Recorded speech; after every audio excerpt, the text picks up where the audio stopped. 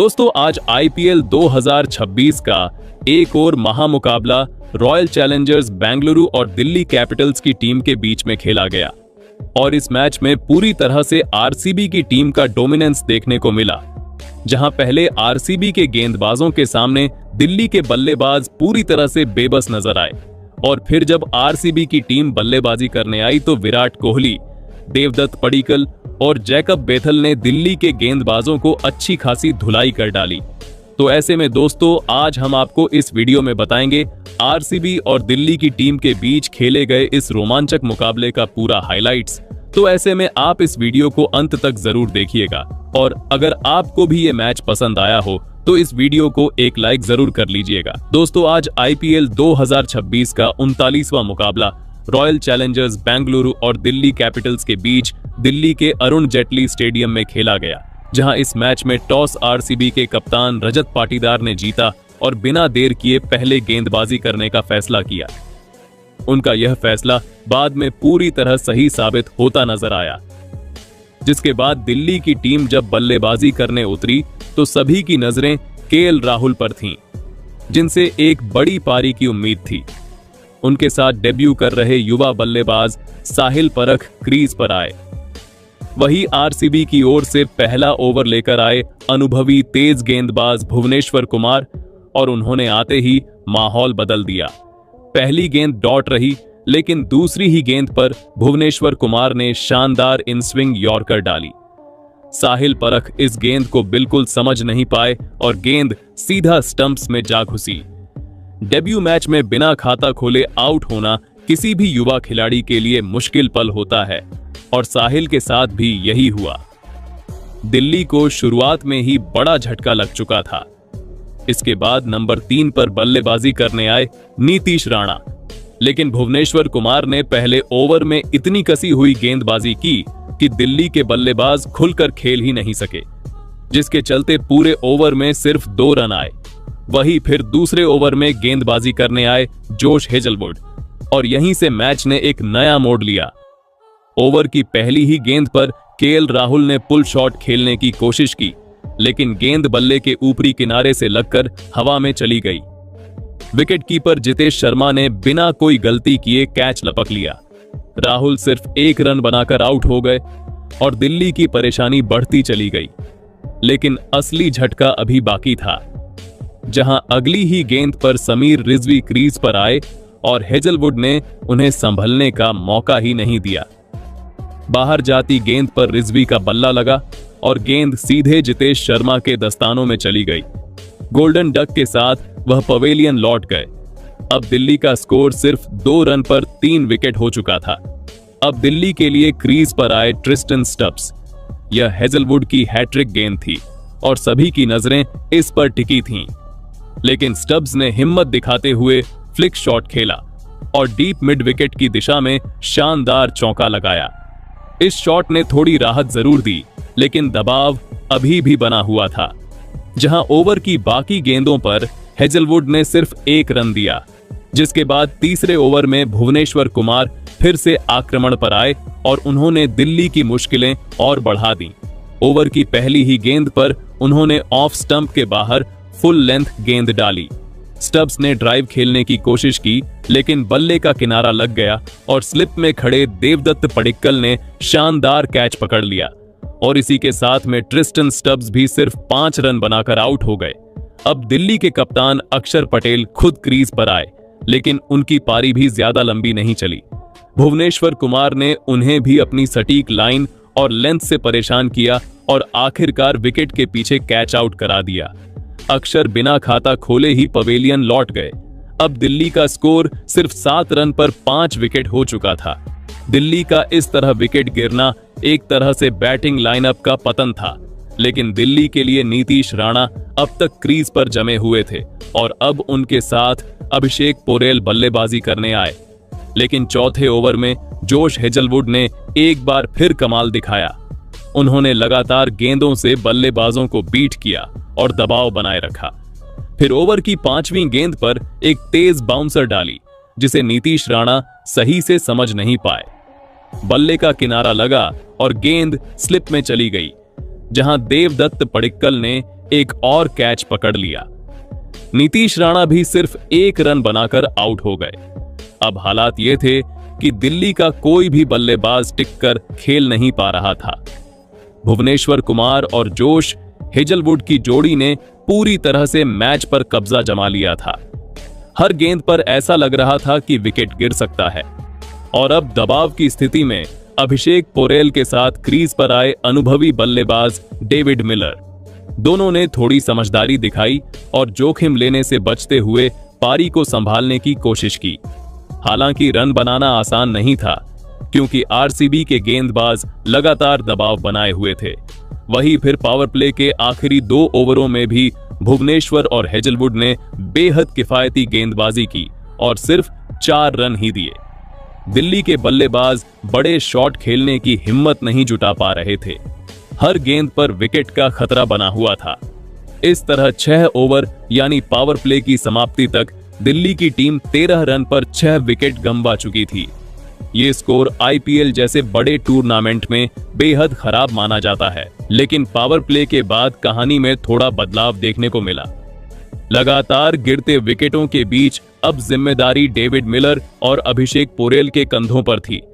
दोनों बल्लेबाजों ने समझदारी दिखाते हुए शुरुआत में संभल कर खेला, लेकिन जैसे ही उन्हें थोड़ा मौका मिला, उन्होंने अपने हाथ खोलने शुरू कर दिए। जहां 7वां ओवर करने के लिए रसिक दार सलाम आए, और यही वो पल था जहां दिल्ली ने हल्का सा काउंटर अटैक करने की कोशिश की।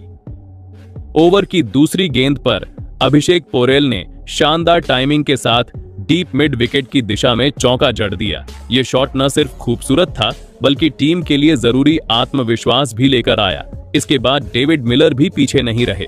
ओवर की चौथी गेंद पर उन्होंने क्लासिक स्ट्रेट ड्राइव खेला। गेंद सीधी एक्स्ट्रा कवर के ऊपर से बाउंड्री के पार चली गई। इस ओवर में कुल 12 रन आए और पहली बार ऐसा लगा कि दिल्ली की टीम थोड़ा संभल रही है।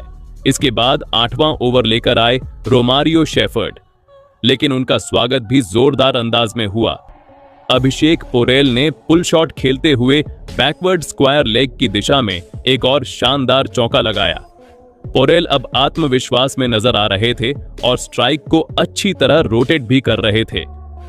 इसी ओवर की तीसरी गेंद पर डेविड मिलर ने एक सिंगल लिया और इसी के साथ उन्होंने अपने टी20 करियर के 12,000 रन पूरे कर लिए। यह उनके शानदार करियर का एक और बड़ा माइलस्टोन था, जिसके बाद 9वां ओवर फिर से रसिक दार सलाम के हाथ में आया और यह ओवर काफी रोमांचक रहा। ओवर की दूसरी गेंद पर डेविड मिलर ने पुल शॉट खेलते हुए डीप मिड विकेट की दिशा में चौका लगाया। इसके बाद उन्होंने ओवर की 5वीं गेंद पर डाउन ग्राउंड एक बेहतरीन शॉट खेला, जो सीधे बाउंड्री के पार चला गया। ऐसा लग रहा था कि मिलर अब पूरी तरह लय में आ चुके हैं और दिल्ली की वापसी की उम्मीद जगा रहे हैं। लेकिन क्रिकेट में मोमेंटम कभी भी बदल सकता है, और यही इस ओवर की आखिरी गेंद पर हुआ। रसिक दार सलाम ने शॉर्ट ऑफ लेंथ गेंद डाली, जिसने मिलर को चकमा दे दिया। गेंद बल्ले का किनारा लेकर सीधा विकेट कीपर जितेश शर्मा के दस्तानों में चली गई। मिलर की पारी यहीं खत्म हो गई। उन्होंने 18 गेंदों पर 19 रन बनाए, लेकिन उनकी यह छोटी सी पारी भी टीम के लिए काफी अहम रही। अब डेविड मिलर के आउट होने के बाद दिल्ली के लिए क्रीज पर आए कायल जेमिसन, लेकिन अगले ओवर में आरसीबी ने फिर से दबाव बनाना शुरू कर दिया। जहां 10वां ओवर करने आए सुयश शर्मा, जिन्होंने अपनी शानदार स्पिन गेंदबाजी से बल्लेबाजों को पूरी तरह बांध दिया। अभिषेक पोरेल और जेमिसन दोनों ही उनके सामने खुलकर खेलने में संघर्ष करते नजर आए। हालांकि इस ओवर में एक मौका जरूर बना, जब अभिषेक पोरेल का कैच विकेटकीपर जितेश शर्मा से छूट गया। ये दिल्ली के लिए एक राहत भरा पल था, लेकिन वे इसका ज्यादा फायदा नहीं उठा सके। सुयश शर्मा ने पूरे ओवर में बल्लेबाजों को रन बनाने का कोई मौका नहीं दिया। इस तरह 10 ओवर की समाप्ति तक दिल्ली की टीम 7 विकेट के नुकसान पर 46 रन बना चुकी थी। लेकिन इसके बाद 11वें ओवर में मैच ने एक बार फिर से करवट ली, जहां आरसीबी के लिए गेंदबाजी करने के लिए रोमारियो शेफर्ड आए, और इस बार कायल जेमिसन ने साफ इरादा दिखा दिया कि वह दबाव में झुकने वाले नहीं हैं। ओवर की दूसरी गेंद पर जेमिसन ने शानदार पुल शॉट खेला। गेंद डीप स्क्वायर लेग के ऊपर से उड़ती हुई सीधे बाउंड्री के पार चली गई। यह छक्का दिल्ली के लिए किसी राहत से कम नहीं था। स्टेडियम में बैठे फैंस को भी पहली बार लगा कि शायद यहां से टीम थोड़ा मुकाबला कर सकती है। और फिर जेमिसन यहीं नहीं रुके। उन्होंने अपने आत्मविश्वास को बनाए रखते हुए ओवर की चौथी गेंद पर एक और शानदार शॉट खेला। इस बार उन्होंने मिड विकेट के ऊपर से गेंद को चौके के लिए भेज दिया। इस ओवर में कुल 12 रन आए और इसी के साथ दिल्ली की टीम का स्कोर 50 रन के पार पहुंच गया। कुछ पलों के लिए ऐसा लगने लगा कि दिल्ली अब तेजी से रन बनाकर मैच में वापसी की कोशिश करेगी, लेकिन क्रिकेट में मोमेंटम बहुत जल्दी बदलता है और 12वें ओवर में यही देखने को मिला। गेंदबाजी करने आए सुयश शर्मा, जिन्होंने अपनी कसी हुई स्पिन गेंदबाजी से जेमिसन को पूरी तरह जकड़ लिया। इस ओवर में जेमिसन बेहद संघर्ष करते नजर आए। वह एक भी सिंगल नहीं निकाल सके। सिर्फ एक रन वाइड के रूप में आया, नहीं तो यह ओवर पूरी तरह मेडन रहता। सुयश शर्मा ने शानदार कंट्रोल दिखाते हुए दिल्ली के बल्लेबाजों पर दबाव और बढ़ा दिया। इसके बाद 13वां ओवर लेकर आए कृणाल पांड्या और आते ही उन्होंने दिल्ली को एक और बड़ा झटका दे दिया। ओवर की तीसरी गेंद पर उन्होंने सीधी और सटीक लाइन पर गेंद डाली। जेमिसन इस गेंद को समझ नहीं पाए और पूरी तरह बीट हो गए। गेंद सीधे उनके पैड पर लगी और आरसीबी के खिलाड़ियों ने जोरदार अपील की। अंपायर ने बिना देर किए उंगली उठा दी। जेमिसन ने रिव्यू जरूर लिया, लेकिन रिप्ले में साफ दिखा कि वह आउट हैं। इस तरह उनकी पारी समाप्त हुई। उन्होंने 13 गेंदों पर 12 रन बनाए, लेकिन उनकी छोटी सी पारी ने थोड़ी उम्मीद जरूर जगाई थी। अब दिल्ली की टीम के लिए क्रीज पर आए चाइनामैन स्पिनर कुलदीप यादव। उनसे ज्यादा उम्मीद नहीं थी, लेकिन टीम को किसी तरह रन जोड़ने थे। 14वें ओवर में सुयश शर्मा ने उन्हें काफी परेशान किया। कुलदीप ने 2 बार रिवर्स स्वीप खेलने की कोशिश की, लेकिन दोनों ही बार वह असफल रहे। इस ओवर में सिर्फ 3 रन ही आए और दिल्ली की मुश्किलें जिस की तस बनी रहीं। वही फिर 15वें ओवर में कृणाल पांड्या के खिलाफ कुलदीप यादव और अभिषेक पोरेल ने थोड़ा संयम दिखाया। दोनों ने बड़े शॉट खेलने के बजाय सिंगल लेकर स्ट्राइक रोटेट करने की कोशिश की। इस ओवर से 4 सिंगल आए, लेकिन रन गति अब भी बेहद धीमी थी। 15 ओवर की समाप्ति तक दिल्ली की टीम 71 रन पर 8 विकेट खो चुकी थी। यह स्कोर साफ बता रहा था कि दिल्ली की टीम एक बड़े संकट में है। फिर आया 16वां ओवर और एक बार फिर सुयश शर्मा ने कमाल कर दिया। ओवर की तीसरी गेंद पर उन्होंने अपनी खतरनाक गुगली डाली, जिसे कुलदीप यादव बिल्कुल पढ़ नहीं पाए। गेंद सीधे स्टंप्स में जा लगी और कुलदीप क्लीन बोल्ड हो गए। उन्होंने 11 गेंदों पर सिर्फ 3 रन बनाए। अब दिल्ली का 9वां विकेट भी गिर चुका था और टीम पूरी तरह से संघर्ष करती नजर आ रही थी। अब आखिरी विकेट के रूप में दिल्ली के लिए बल्लेबाजी करने दुष्मंथा चमीरा क्रीज पर आए।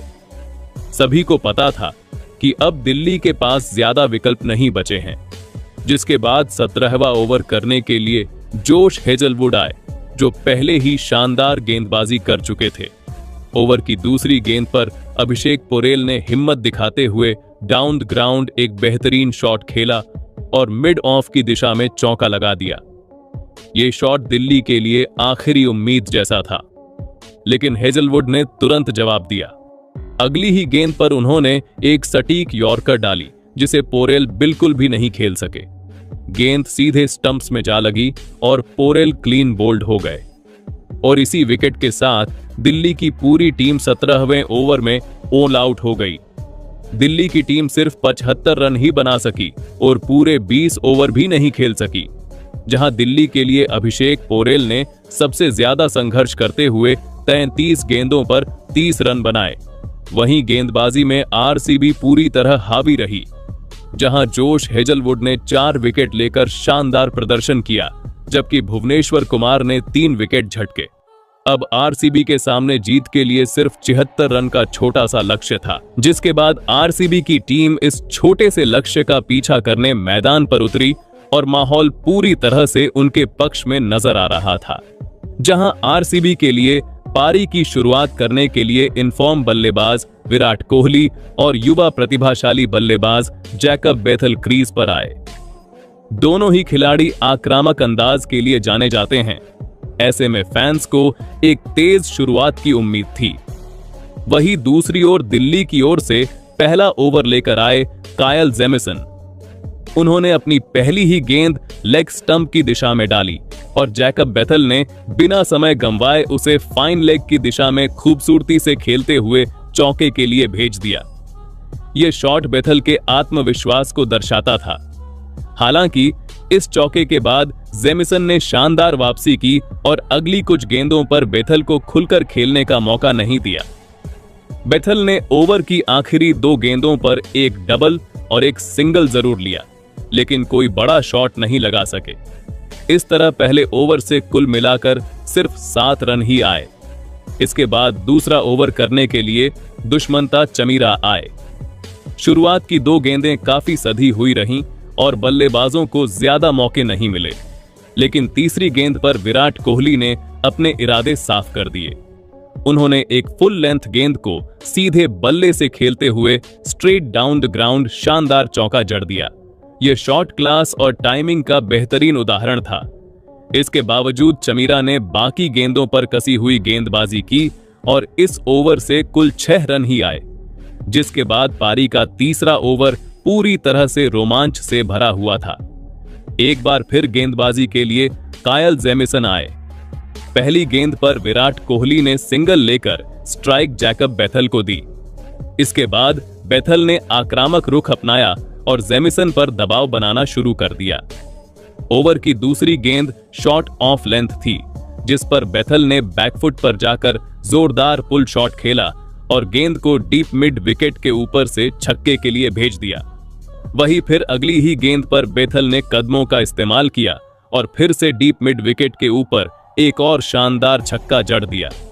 अब गेंदबाज पूरी तरह दबाव में था और दर्शक भी इस आक्रामक बल्लेबाजी का आनंद ले रहे थे, लेकिन जेमिसन ने हार नहीं मानी और शानदार वापसी की। ओवर की 5वीं गेंद पर बेथल ने एक बार फिर बड़ा शॉट खेलने की कोशिश की।